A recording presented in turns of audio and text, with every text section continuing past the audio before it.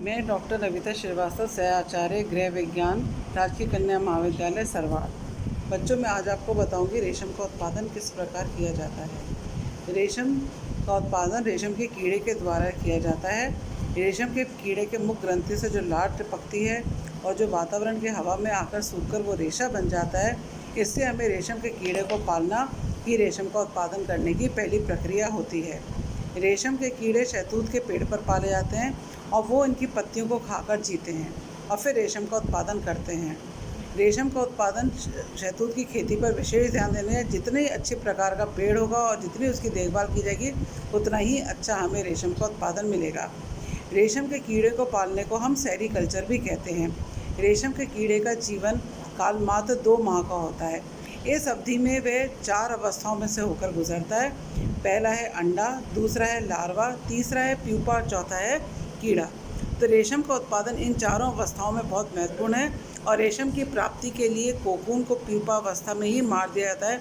कुछ बढ़िया किस्म के कोकून के कीड़ों बनने तक छोड़ा जाता है।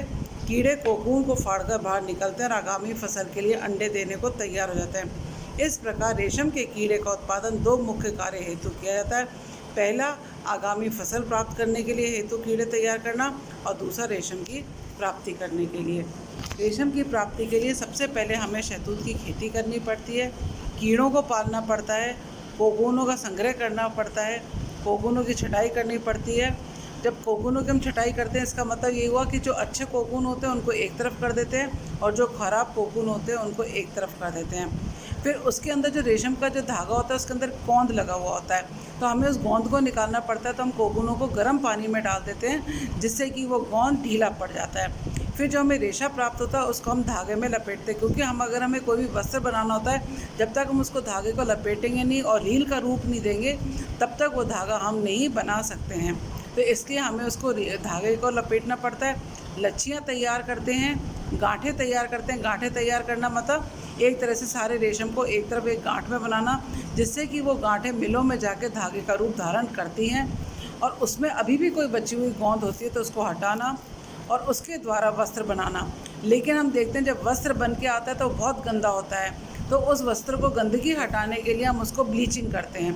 ब्लीचिंग करने में क्या होता है, वस्त्र बिल्कुल साफ़ हो जाता है, जितने भी गंदगी होती है वो सारी निकल जाती है। उसके बाद हम उसकी रंगाई व छपाई करते हैं और उसको परिष्कृति द्वारा एक सुंदर वस्त्र तैयार करते हैं। रेशम का जो धागा होता है वो थोड़ा हल्का होता है, इसलिए उस धागे को हल्का भारी करने के लिए हम 2-3 धागों का इस्तेमाल करते हैं, जिससे में उसमें वज़न तैयार हो जाए और उसमें वज़न बढ़ जाए। क्योंकि रेशम का धागा जो होता है बहुत ही नाजुक होता है। रेशम के धागे को नाजुक व धागे को भारी करने के लिए उसमें हम वज़न बढ़ाते हैं और उसके द्वारा हम कीड़ बनाते हैं।